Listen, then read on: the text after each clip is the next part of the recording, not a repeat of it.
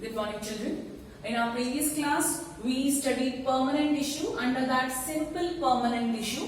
That is, permanent tissue is further classified in terms of simple permanent tissue and complex tissue. Complex tissues we'll do it in our next class. Under simple permanent tissue, which was again further divided in terms of protective tissue, protective and supporting. Right? So under protective, we studied about epidermis and cork. We studied very much in brief about epidermis and cork. Where are they located? How they help for the plant. And under supporting, we saw parenchyma, collenchyma and sclerenchyma.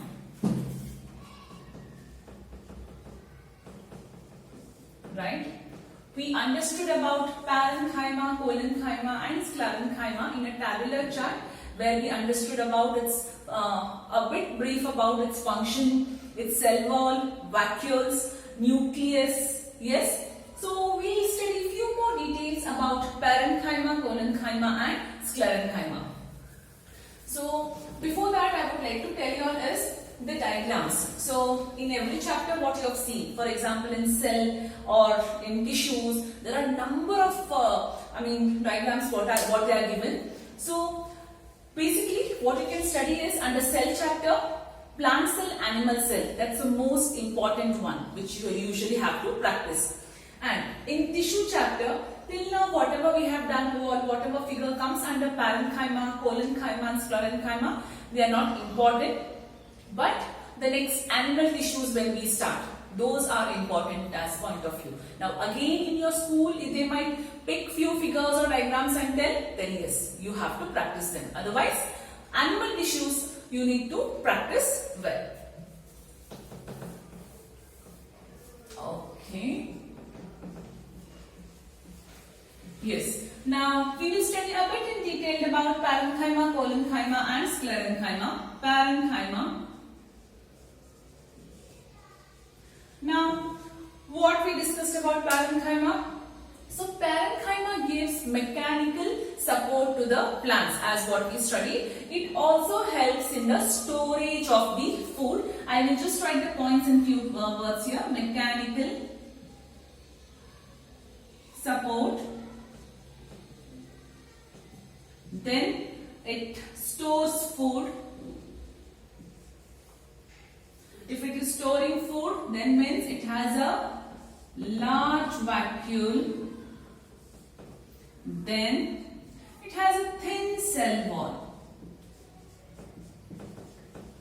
Right? So when you cut it longitudinally and see that under a microscope, what we see there is their cells are this way.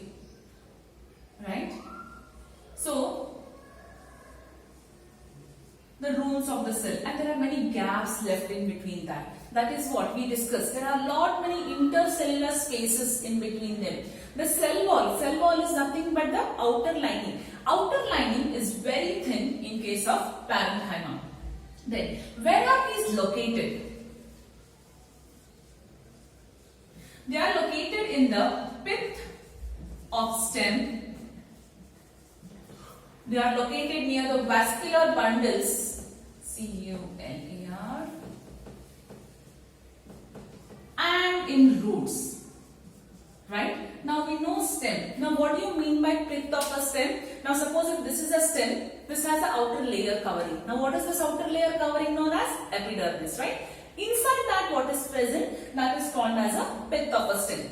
They are present near the vascular bundles. Now what are vascular bundles? We will study about vascular bundles in complex permanent tissue, but still, to make you understand what are vascular bundles, they are transporting tissues. When I talk about transporting tissues, transporting of food, minerals and water.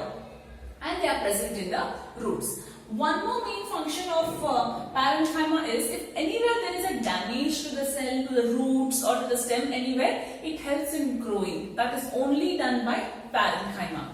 Yes, and the next point about parenchyma is we understood about the location. Let me just check if anything I have missed out in this. Yes, we also understood that they parenchyma are all photosynthetic. That means they prepare their own food. Now, in parenchyma, we further bifurcate that in terms of chlorenchyma and arenchyma. Chlorenchyma and arenchyma. Now, chlorenchyma, which takes or where photosynthetic activity takes place. I'll just write photosynthesis. Right? Arenchyma are the type where we see that in the aquatic plants.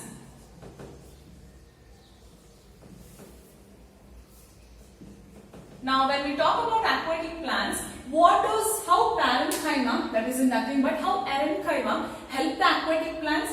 They help the aquatic plants by providing them more air space in them. Now, what do you mean by more air space?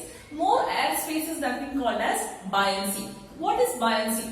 Actually, it is a physics term what we study. But buoyancy is a tendency to float on water. You've seen all aquatic plants, they float on water. Yes, of course, some are deep under the sea.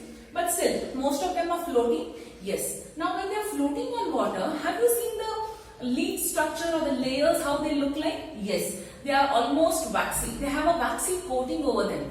More than what the waxy coating we see on the terrestrial plants, we see more on aquatic plants. Why? They are continuously in water. Suppose you take a leaf or take a flower, dip in water for some time. Continuously if you dip in water, then it moistens, right? So, aquatic plants are continuously in water. To avoid that, they have a waxy coating on them. And on top of that, they also have more air space so that they give buoyancy to the plants. So, this is about the first issue, that is parenchyma. We also studied in tabular column that these are the cell wall. These are made up of living cells. That means nucleus is present in them. Yes. Next, we'll move on to chlorenchyma. Yes, one more important point. Parenchyma gives turgidity to the cell. Now, what do you mean by word turgidity? Turgidity is different from rigidity. Turgidity is something like if cell is there, it is filled with water, right?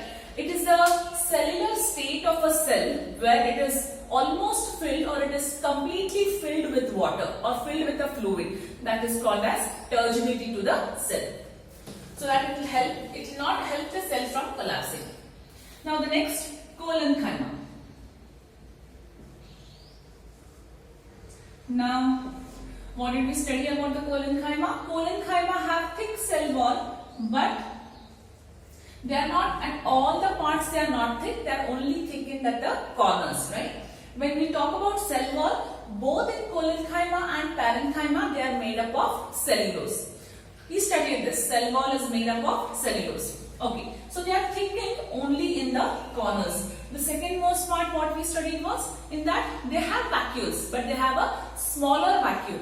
Photosynthetic activity is also present in chlorenchyma, but in the lesser part, and that what we have seen in the first one, parenchyma. Location. Where do we find this? We find them in the cortex, and we find them in the, again, pith of stems, and of course in roots again. Now these two anyways we have understood. Now what do you mean by cortex? Now cortex is something, again I'll get back to the same thing. Assume that this is a stalk. So outer layer is epidermis. Now after epidermis what do we get? We get pith of a stem. That is nothing but white or yellowish color what you see. Take a rose stalk, peel it from the outside. We can see the white color thing. Yes. Cortex is something still under that. Still under that means it is a soft part after the pith of a stem what you can see. It is a spongy coating or a spongy layer what we can see. That is nothing but cortex. So it is present in the cortex. Yeah, they are present in the below epidermis what we say. Cortex, pith of a stem and roots. Now few more things about chlorenchyma. They are again living cells. So they have nucleus in them.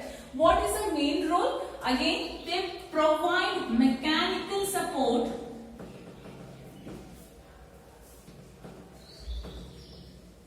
right? And one main important thing is they give elasticity to the plant, elasticity or flexibility. Have you seen the leaves? Are the leaves of the plant very stiff? Okay, now the bark of a tree, of course, understood. But what about the leaves? They can move about. If you just touch the leaf or a stem, can you bend it? Right. You can bend that, but it is difficult to cut. Like, see, as I have told in the previous class also, try to cut the stalk of a rose. You can cut, you feel that it is bending. The stalk is bending. The green color epidermis is bending, but it will not cut completely. That is because it is elastic, flexibility to move, right? Then if you remove that green epidermis, then the cortex comes in that, correct? Are you able to correlate what I am talking? That's good. So, it gives mechanical support and flexibility. Location, thickness, about everything we have discussed in the tabular column. Now comes the last one, sclerenchyma.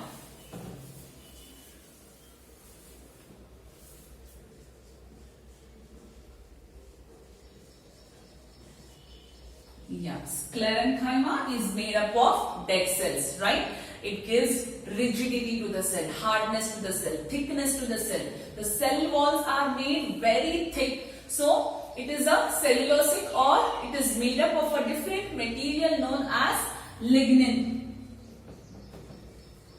Right? So, the another word what we talk here is the cell walls are lignified. We use the another term here. Lignified means they are made up of lignin. What is a lignin? Lignin is a cementing type of a material. Right. So, where do we see this? Seed covering and the coconut husk, all these things. Now, further this sclerenchyma, we again divide this in terms of sclerets and fibers. Right? Now, what are sclerets and fibers? Now, sclerets are nothing but what we can, they are made up of what we can say here is stone cells, or the another word for stone cells we call it as a grit cells. Right? Stone, they are hard as stone. Now, the best example what I have to give here is, it gives, okay, now let's consider a mango fruit. Now, how is a mango fruit? You see, does it have a hard covering outside? No. But what does it have? It has a hard covering, or we can say a seed inside, right? So, that gives the thickness to the seed. So, there are several like mango fruit you have also walnuts. So, there are many things which gives hardness to the seed. But outer part is soft, outer part is a fruit, inside there is a seed. So, we call them as a sclerets. One best example. Now, when we talk about fibers here, now what I can give the best example as coconut, right? So, the fibers is outer layer when we are talking about. The outer layer of the sclerenchyma, where we consider them in terms of fibers, that gives a thickness about 1 to 3 millimeter. It is 1 to 3 millimeter long. So, where do we use these fibers? We use on applications of sclerenchyma, that is fibers, we use it in ropes, or we use it in sacks or wires, which are made up of these fibers, right? So, this is about sclerenchyma, where we divide that in terms of sclerets and fibers. Yes. So, in tomorrow's class, we will be understanding about permanent tissues, complex permanent tissues, xylem and phloem. Any doubt in today's class, you can call on the same day of the video set. Thank you.